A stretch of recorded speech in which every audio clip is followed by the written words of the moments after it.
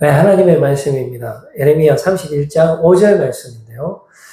내가 다시 사마리아 산들에 포도나무를 심는 자가 그 열매를 따기 시작하리라.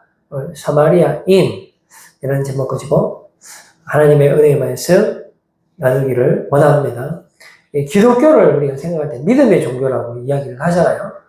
그런데 기독교는 믿음의 종교라는 표현보다는 실제적인 종교다. 그죠? 예수님께서 이 땅에 오셔서 예수님이 하나님이면서 또 하나님의 아들이고 우리 익투스교의 뜻이 예수님이 예수 그리스도 하나님의 아들 구원자잖아요. 그분이 이 땅에 실제로 오셔서 우리의 죄의 문제를 해결해 주시고 또 우리에게 다시 부활하시면서 우리에게 죄의 문제를 해결해 주셨죠. 그리고 또 영원한 생명을 실제로 주셨기 때문에 우리가 믿고 안 믿고 떠나서 사실 믿음도 하나님께서 우리에게 선물로 주시는 거잖아요. 그러니까 이미 우리는 하나님의 구원을 받았고 믿음을 선물로 받아서 우리가 하는 건 하나도 없죠. 다 예수님이 이미 다 하셨기 때문에 믿음의 종교는 배움보다는 실제적인 그런 종교가 되는 겁니다. 해산하는 남자의 고통이라는 표현이 있습니다. 이 남자가 해산하지는 않지만은 얼마나 고통스러우면은 이런 표현을 했을까요? 그래서 이제 우리가 살고 있는 이 세상이 마치 해산하는 것과 같은 그런 고통 가운데 있는 겁니다. 그래서 온통 불안하고 그리고 결국은 우리가 죄 때문에 심판을 받을 수밖에 없는 그런 삶을 살고 있습니다. 우리가 죄의 문제를 해결을 할 수가 없습니다. 모든 인간은 죽게 되는데 그것은 바로 우리가 죄를 이길 수가 없기 때문에 그렇죠. 죄를 범하기 때문에 그 죄에 대한 죄값을 우리가 받을 수밖에 없는 것입니다. 그렇다면 우리가 살고 있는 이 세상이 뭔가 문제가 있다라고 진단을 할 수가 있죠. 만약에 이 세상이 정말로 아름다운 세상이라면 죄도 없고 우리가 죽을 필요도 없고 그런 세상을 살아야 되는데 실제로는 그렇지 않습니다.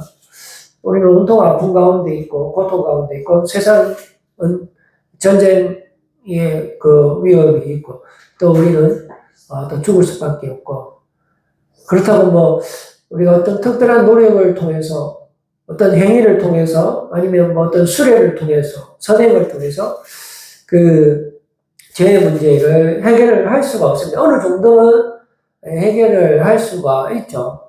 그렇지만 그 다음날 똑같이 그 죄를 범하는 겁니다. 그래서 이스라엘 백성들은 하루에 제사를 아침에 한번 저녁에 한번 드리는 거죠. 그 다음날 만약에 완벽한 세상이 됐다면 더 이상 제사가 필요 없는데 그게 안 되기 때문에 또 제사지. 그게 이제 양의 피로 하는 거잖아요.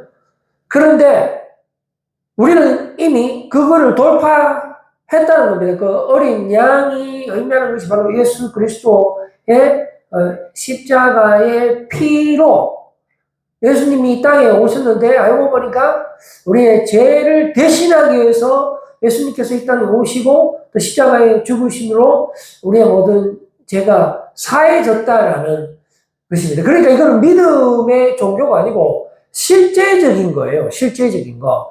우리가 구약 시대 때 보면은 다윗은 하나님의 마음에 합한 자라고 이야기하잖아요. 그 하나님의 마음에 합한 자는 하나님이 축복해주면 복받고 하나님 마음에 안 들면은 저주받는 거예요. 그래서 순종하면은 복받고 불순종하면 저주받는 거 하나님 마음이라는 거예요. 그러니까 내가 하나님 보이지도 않아. 그래서 믿느냐 안 믿느냐에 따라서 그 사람의 성공과 실패가 결정나는 거예요. 구약 시대는.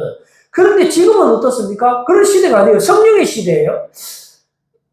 예수 그리스도께서 이 땅에 오셨고 보혜사 성령님을 보내주셔서 우리 안에 성령님이 거하시는 거잖아요. 그래서 우리가 성전이 된 거예요. 그 말은 뭐냐면 우리 안에 있는 모든 더러운 것과 제약된 것이 더 이상 존재할 수가 없는 거죠. 그런데 우리가 그 실제적인 신앙을 소유하지 못하기 때문에 그 영원한 안식에 못 들어가고 여전히 죄 가운데 반복된 생활을 하는 거지, 사실은 이거는 믿음의 문제가 아니에요. 믿음도 하나님께서 우리에게 선물로 주는 거거든요. 그러니까 지금도 성령님이 우리 안에 거하시는 거예요. 그래서 이 마지막 때 어떤 상황 가운데 있다 할지라도 하나님께서는 변함없으신 분이시고 신실하신 분이시기 때문에 하나님께서 우리에게 은혜를 주시고 또 영원한 생명을 주시고 영원한 승리를 주시는 분이 지금 우리와 함께 하신다라는 그 사실이라는 것입니다. 자, 오늘 예레미야 그 31장 37절 말씀에 보면은 이 시스템의 어떤 문제를, 즉 죄의 문제를 해결할 수 있는 실마리를 제공하고 있는데요. 여호와께서 이와 같이 말씀하시니라. 위에 있는 하늘을 청량할 수 있으며 밑에 있는 땅의 기초를 탐지할 수 있다면 내가 이스라엘 자손이 행한 모든 일로 말미암아 그들을 다 버리리라. 여호와의 말씀이니라 라고 말씀해 주고 있죠. 하늘을 우리가 다 청량할 수가 없지요. 그리고 땅에 있는 그 모든 것들을 우리가 인간의 지혜로 다 분석할 수 없잖아요. 근데 만약에 그것을 다 찾았는데, 땅을 다 뒤졌어요. 그리고 하늘을 다 뒤졌는데, 만약에 하나님이 없다. 십자가의 은혜가 없다. 구원자가 없다. 예수님의 은혜가 없다. 하나님의 계획을 발견하지 못한다라면은 내가 이스라엘 백성들을 버리겠다라는 것입니다. 그런데 우리가 하늘을 다 카운트할 수 없고 땅을 다 찾을 수 없기 때문에 그 말은 뭐냐? 하나님의 절대 주권이 우리 세상 가운데 어딘가에는 있다라는 겁니다. 그래서 오늘 결국은 우리 하나님께서 우리가 마치 남자가 해산하는 고통 가운데 있는 그 시스템 오른쪽에 살고 있는 우리를 하나님께서 건져주신다라는 거예요. 예수님께서 우리를 살려주신다라는 것이 복음인데 그것을 오늘 우리가 말씀을 통해서 찾아보자라는 것입니다. 자, 예수님께서 사마리아로 갔지요. 다른 데로 간 게 아니에요. 거기에 있는 그 여인을 만나기 위해서 수많은 동네를 제쳐두고 사마리아로 향하는 예수님을 우리가 만날 수가 있죠. 이 사마리아가 상징하는 것이 바로 시스템의 오류예요. 사람들이 가장 가기 싫어하는 것이고 모두 다 혐오하고 정오하고 제발 좀 사라졌으면 하는 그런 민족들을 하나님께서 주목하시는 것입니다. 하나님께서 예수님을 이 땅에 보내셨는데 바로 우리를 위해서 보낸 것이죠. 그 사마리아가 결국은 우리를 의미하는 것입니다. 이스라엘 역사 가운데 사마리아는 북이스라엘의 수도이거든요. 그런데 그 사마리아는 남유다와 갈려져 나가면서 그 여로보암 왕이 자기 마음대로 제단을 만들었어요. 그리고 자기 마음대로 제사장을 뽑았습니다. 그리고 마음대로 예배를 드리기 시작하면서부터 남유다와 멀어지기 시작을 했어요. 그래서 아합 왕에 이르기까지 온통 제약들로 차고 넘쳤습니다. 에스겔 선지자에 보면 두 자매에 관한 이야기가 나오는데 그 첫 번째 자매가 바로 오홀라라고 사마리아를 의미합니다. 즉 북이스라엘을 의미하죠. 그런데 선지자가 뭐라고 이야기하냐면은 이 북이스라엘이 아수르와 이렇게 정치적으로 막 소통하면서 하나님을 버립니다. 그래서 결국은 아수르에게 멸망을 당하게 되는데 그런 모습을 보고 뭐라고 이야기하냐면은 이 첫째 이 언니, 누나입니까? 언니죠. 원래 처녀 때 이집트의 남자들하고 놀러 나다가 그게 실적 나니까 아수르에서 이제 아수르의 남자와 사귀었다라고 표현하고 있습니다. 그건 뭐냐면 결국 우상 숭배하고 세상과 관계했다라는 거잖아요. 그래서 결국은 아수르에게 망하게 됐는데 더 중요한 건 그 동생입니다. 올리바라는 그 동생은 남유다를 의미하고 예루살렘을 의미하는데 자기 언니가 그렇게 남자들과 놀아나는 것을 다 지켜보고서는 한 수 더 떠서 죄악된 길을 걸어가는 거죠. 그러니까 처음에는 애굽과 사귀었죠. 그 다음에 아수르와 사귀었는데 누나는 아수르와 사귀고 멸망했지만 자기는 그것을 뻔히 보면서 하나님께서 멸망시키는 거구나라는 것을 봤음에도 정신 차려야 되는데 또 한 번 더 죄를 더 짓죠. 이번에는 바벨론의 남자들과 사귀고 그것도 모자라서 다시 옛날 애굽의 남자들에게도 돌아가고 또 그것도 모자라서 사막의 장녀들과까지 이렇게 우상 숭배를 하는 것이 바로 동생의 모습입니다. 그래서 결국은 사마리아보다 더 제약된 것이 남유다가 되는 거고요. 그러면 이 남유다는 결국은 우리를 의미하는 겁니다. 우리가 지금 걸어가고 있는 것이 아합의 길이요, 여로보암의 길을 걸어가고 있기 때문에 우리가 이 시스템, 이 죄의 대가를 치르면서 죽을 수밖에 없는, 심판을 받을 수밖에 없는 그런 삶을 살아가는 거죠.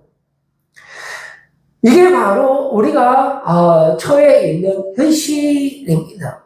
그런데 오늘 본문 말씀은 이 문제를 해결할 수 있는 방법을 제시해주고 있죠. 예레미야 31장 5절 말씀에 보니까 네가 다시 사마리아 산들의 포도나무들을 심는 자가 그 열매를 따기 시작하리라. 그래서 우리 하나님께서 주목하시는 동네가 바로 사마리아입니다. 예수님께서 찾아오신 곳이 사마리아죠. 그리고 또 서운한 사마리아인에 대한 내용을 우리가 잘 알고 있죠. 원래 사마리아인은 원수잖아요.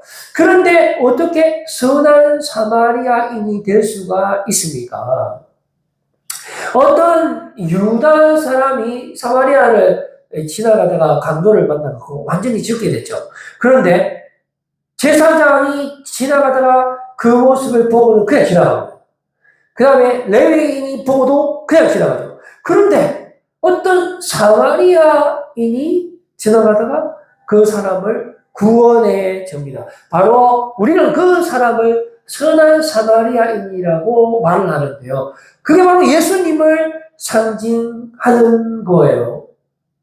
예수님은 원수를 내 몸과 같이 사랑하라고 말씀하여 주셨잖아요. 사마리아인 입장에서 유다는 가장 원수예요.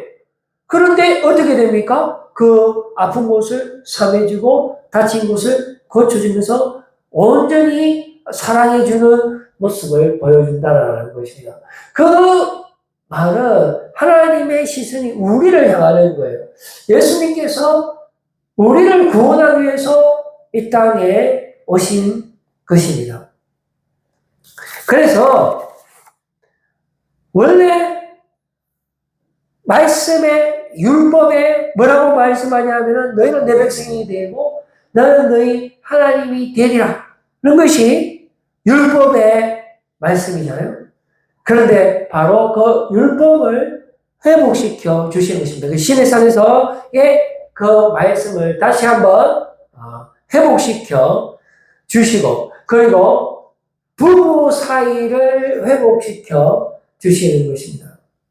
원래 하나님과 우리 사이가 우리가 신부고 하나님이 남편이 되셔서 우리를 그렇게 사랑을 하셨습니다만 우리는 항상 이 사마리아인이 되어서 하나님을 저버리고 우상을 숭배하면서 그렇게 살았습니다. 그럴 때마다 하나님께서 용서하시고 또 우리를 돌아오기를 바라시면서 우리를 끊임없이 사랑해 주셨죠. 예레미야 31장 21절에서 22절 말씀에 보면 처녀 이스라엘아 너의 이정표를 세우며 너의 평만을 만들고 큰 길 곧 네가 전에 가던 길을 마음에 돌아오라 내 성읍으로 돌아오라. 반역한 따라 네가 어느 때까지 방황하겠느냐. 여호와가 새 일을 세상에 창조하였나니 곧 여자가 남자를 둘러싸리라. 여자가 남자를 안으리라 라고 말씀합니다. 그러니까 우리가 세상의 길로 가고 죄의 길로 갔지만은 이제 우리가 하나님께로 돌아올 수 있도록 그 길을 열어주시는 것입니다.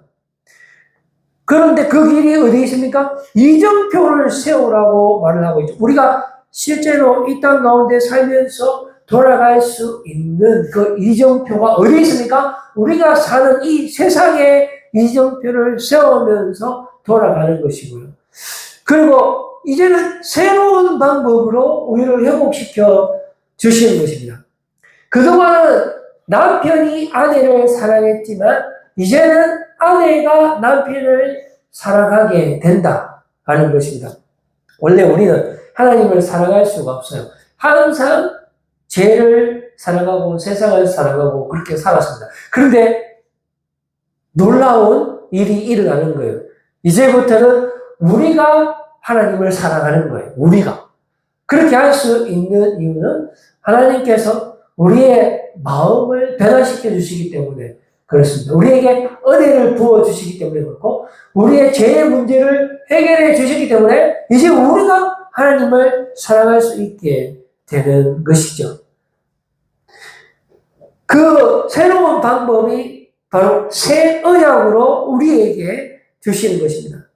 예수님께서 이 땅에 오신 것이죠. 예수님이 하나님의 아들이고 또 하나님이시잖아요. 그분이 우리를 사랑하시고 우리의 죄의 문제를 해결하기 위해서 이 땅에 오신 거예요.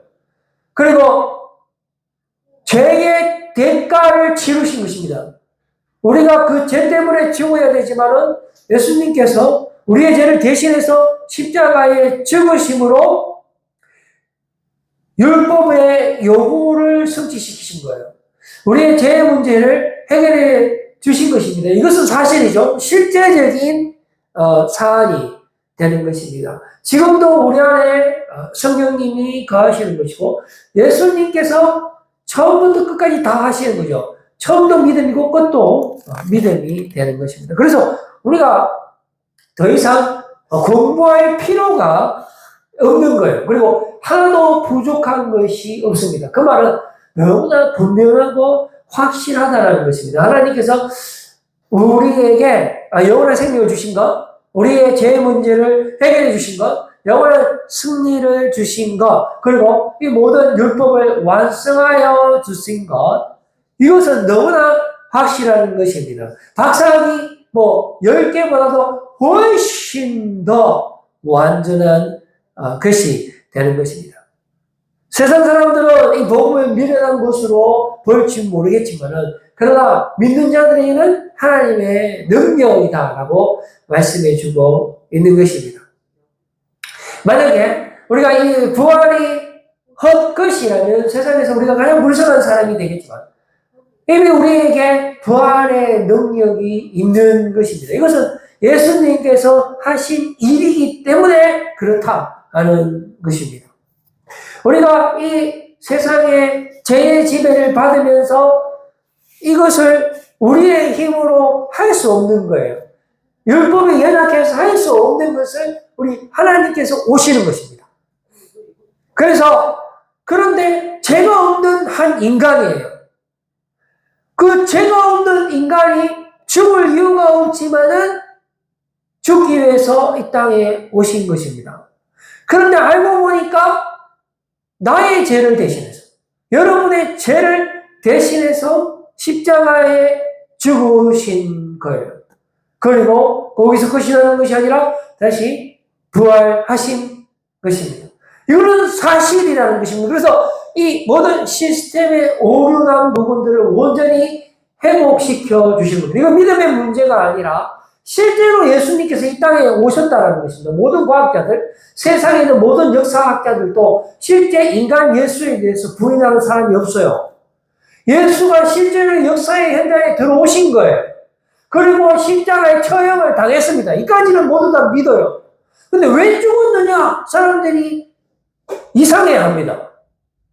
그리고 예수님은 죄가 없는 분이에요. 물론 여기에 대해서 사람들은 아니다, 맞다라고 하는 사람이 있지만 우리는 그분이 죄가 없으신 분이고 하나님의 아들인 것을 믿습니다. 그리고 그분의 십자가의 죽음이 나를 위한 내 죄를 대신해서 죽으셨다는 것을 믿죠. 그리고 제일 중요한 거, 3일만에 다시 부활하셨다라는 사실을 우리가 믿는 것입니다. 그래서 복음은 처음도 믿음이고 끝도 믿음이 실제적인 종교가 되는 것이죠. 그래서 로마서 8장 3절에서 4절 말씀을 보면 율법이 육신으로 말미암아 연약하여 할 수 없는 것, 여기까지가 우리가 살고 있는 이런 시스템이라는 것입니다. 사마리아라는 것입니다. 모두 다 우리를 혐오하고 서로를 저주하고 서로를 비방합니다.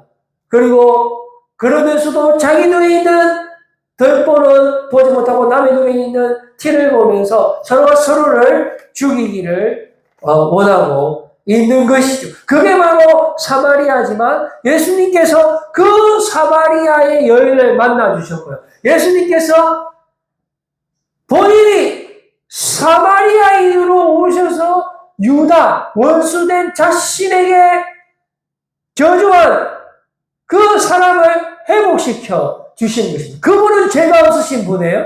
그분이 우리 안에 오시는 겁니다. 지금 우리 안에 성령님이 거하심으로 말미암아 우리의 모든 죄의 문제를 깨끗게 하여 주시고 우리를 소생케 하여 주시며 우리를 회복시켜 주시며 우리에게 영원한 생명을 주시는 분이신 것입니다. 우리가 율법이 연약해서 우리의 힘이 연약해서 할 수 없는 그것을 주님께서 하신 것입니다. 그리고 다시 부활하신 것입니다. 그 부활하신 주님께서 우리 안에 사시는 것입니다. 따라서 이것은 실제요 믿음이 아니라는 것입니다. 실제로 우리에게 일어나는 일이 되는 것입니다.